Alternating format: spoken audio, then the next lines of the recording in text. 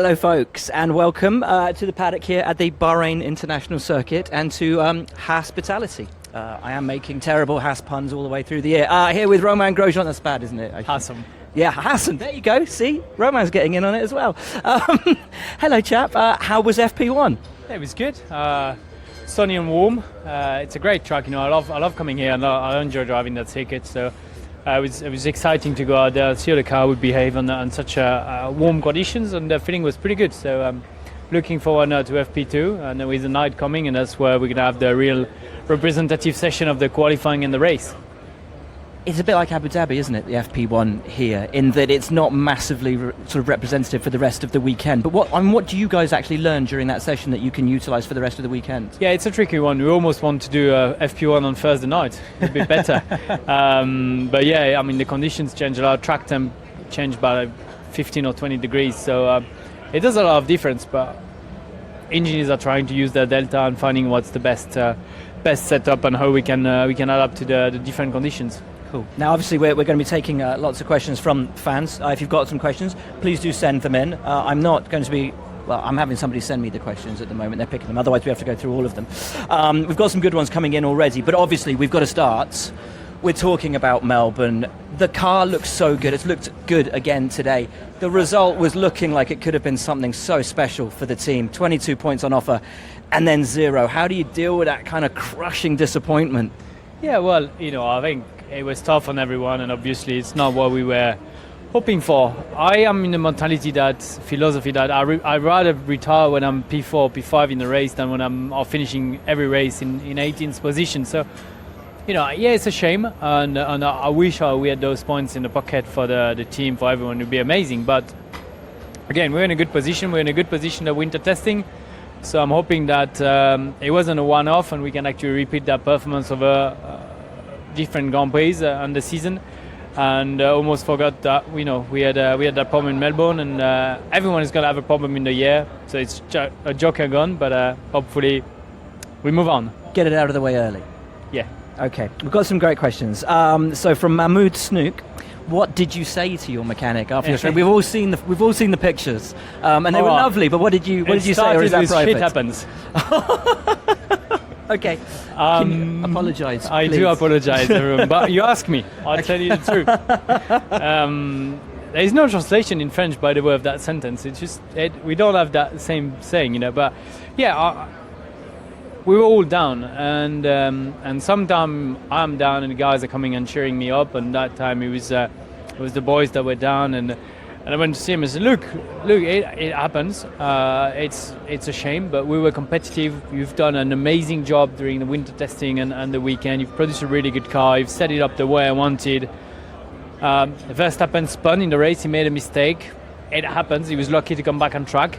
We've made a mistake. It happens. It was just unlucky that we couldn't keep going, but it just happens. So that was the discussion, to be fair. Just telling him, on the 1st of April, I sent them a joke, because we joked about it in between the mechanics on the WhatsApp group.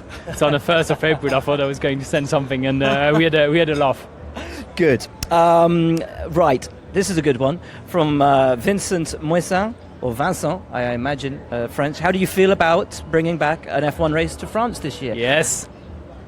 Or, as I should say, comment tu sens par rapport au retour de la Formule 1 en France cette année? C'est génial, c'est extraordinaire, je suis super content, et j'ai hâte qu'on soit au Castellet le 24 juin. So, yeah, I think it's going to be amazing. I'm very, very much looking forward to that event.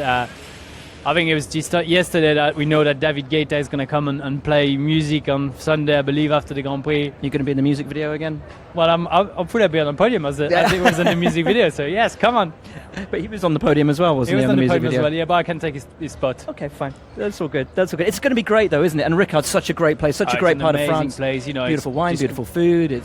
Yeah, I'm not allowed to touch the wine during the race weekend, but I do push you to discover the rosé from Provence.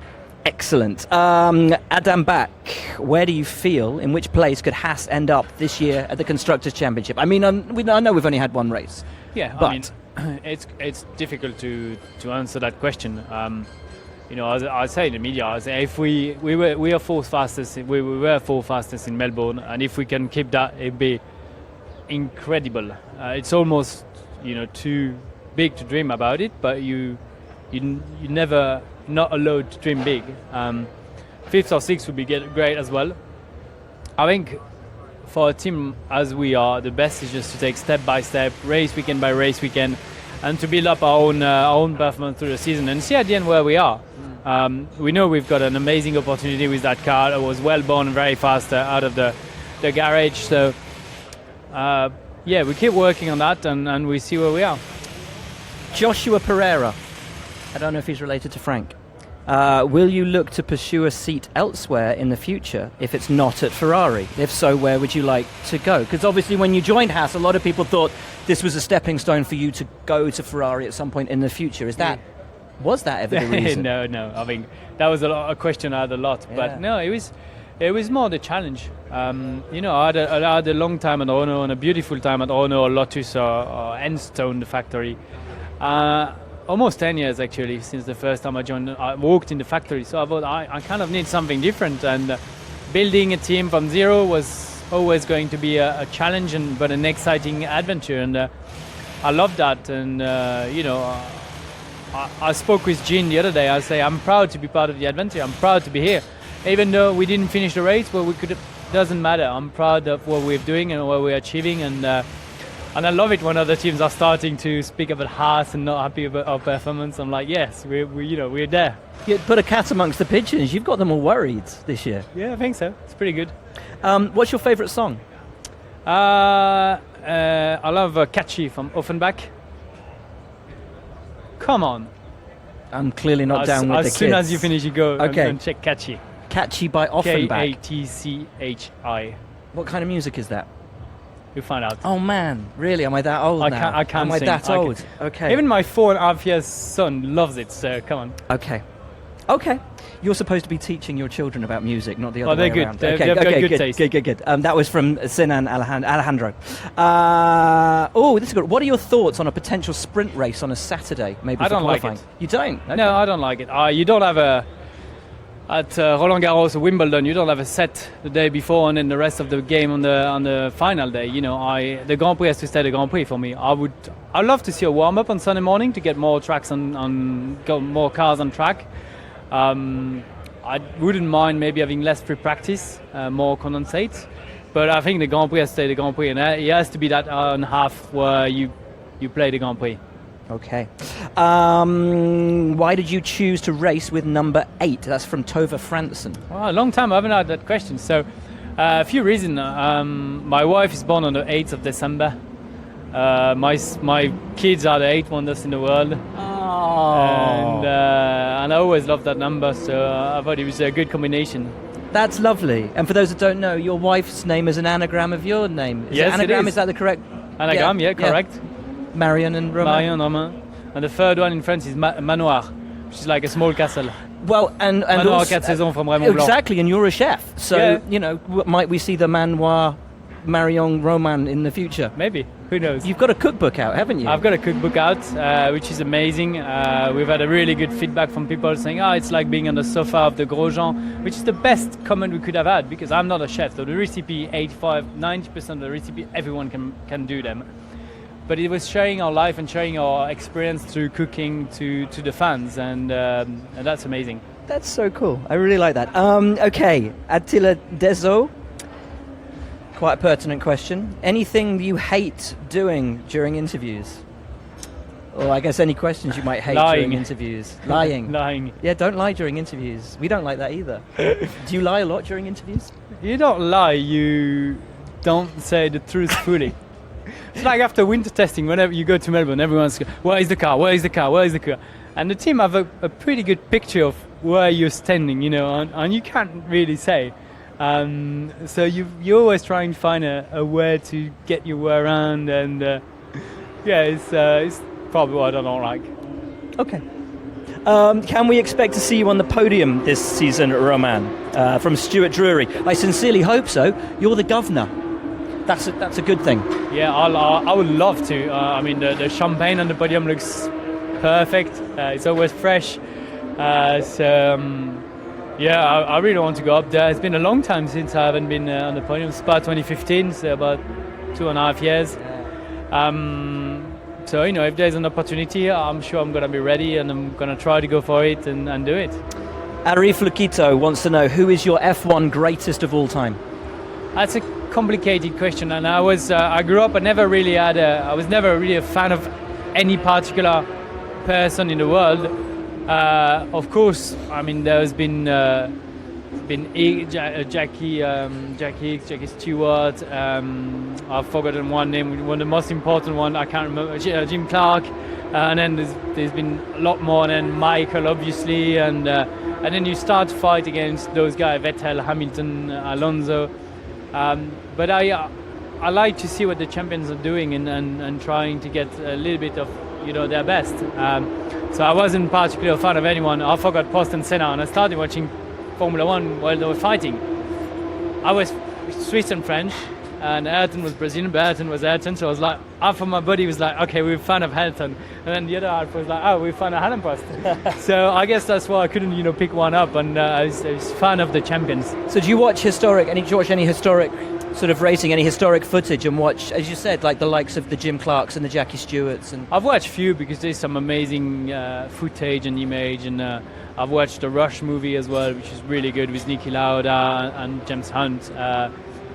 So yeah, I'm passionate. I'm a racing driver, but I'm passionate about Formula One as well. Don't ask me who won the '96 Detroit Grand Prix. I won't be able to tell you, but I just like to see a bit what's the history like and where we come from and where we're going and how Formula One has changed. Mega. Liam Connell, who is the next big thing in Formula One? Any drivers to look out for in the future? Yeah, I think there's some really good one. Quite a lot of rookies this year. Leclerc, and then Artie and Gasly, not really rookie, but rookie. So there's plenty of good drivers coming. I think Formula 2 is a really good school to get to Formula One. Obviously, the older one, we want to keep our seats, so it's not easy for the younger one. But I think 3 new guys, it's quite a lot. And a lot of French talent coming through, as you said. You talk about Leclerc, Gasly. I mean, we've gone from a period of having no French drivers in Formula One all of a sudden to having, I think, the most. 3.5, yeah. 3.5 with Charles. Yeah. It's like he's half in the. It's a guy, Monaco is like a French Grand Prix for us. Charles can be like a French driver for us, of course. So it's from having none, you've got the most in the. I mean, it's amazing. We've got a Formula One team with Renault. We've got a Formula One Grand Prix, Le Castellet. We've got 3 drivers, and Charles being part of us. So it's amazing. Alan Mujik wants to know, what do you as a driver notice when you're driving? Does it really just fly past you? How do you notice the brake markers? Well, we've got to watch for them. Well, especially you last year. Yeah, I think you do. Yeah. But that's gone past history. No, I mean you see everything. Nothing goes fast because your eyes and your brain get used to the speed. So okay, look, this is the thing, because like folks at home will never get to experience this. Like we will never get to experience this. And you guys talk about it like being in the zone, and you always describe it as like everything slows down. What does that feel like? Like the only thing I can think of is like sometimes you wake up at night and your heart's beating really fast, and you're moving at normal pace, but for some reason your body sort of feels a bit like weird, everything's a bit. I don't know, maybe. but what does being in the zone feel like? Does everything genuinely slow down? Well, everything doesn't feel fast. Probably because we don't in a car that are safe, that are done that way. It's not like being on a motorway where the car can go very slow and you go very fast. Everyone goes to the same speed, same pace. And yeah, you're in the straight line, and then you see 200, 150, 100 meters, time to brake, then you focus on your apex, then you exit, and it just feels like everything is. It doesn't go fast for your eyes. It's fast because of the G's what your body gets. When you turn in high speed, you really shake everywhere. When you brake, it's a lot of deceleration. But your eyes and your brain can process all the data to a time that actually things feels not so fast, not like 300 kph. Do you remember the first time you got into the zone? Did you have a moment, even as a kid, where the first time it started to slow down and you were like, "Oh my God, this is it. This is what it's like"? I can't remember, to be fair. Started a long time ago. We're getting 18th old. Season in Formula in racing. So Okay, we won't go back too far. Right, a couple more questions. Who do you like driving against the most on tracks? From Jack Crowder. Great question. Yeah, I've had some really good fights. I enjoyed fighting at the time. I had a lot of fights with Jenson Button, with Mark Webber, Sebastian Vettel as well, Lewis, and Daniel Ricciardo. So yeah, they were the good time. I'll say they're the guys. I think when you're fighting with the guys that are more often at the front, and you are at the front as well, you get a good car. Obviously, you know the opportunity is not as rare as when you're behind, where sometimes you can have an opportunity. So the moves are a bit more tricky.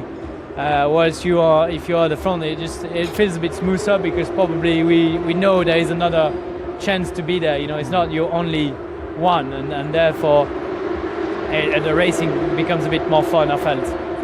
Right, one last question. Okay, this is a nice one.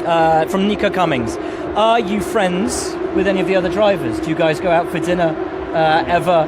I've got some good relationship with some drivers, and we WhatsApp each other. You know, we text each other. Is there an F1 drivers WhatsApp group?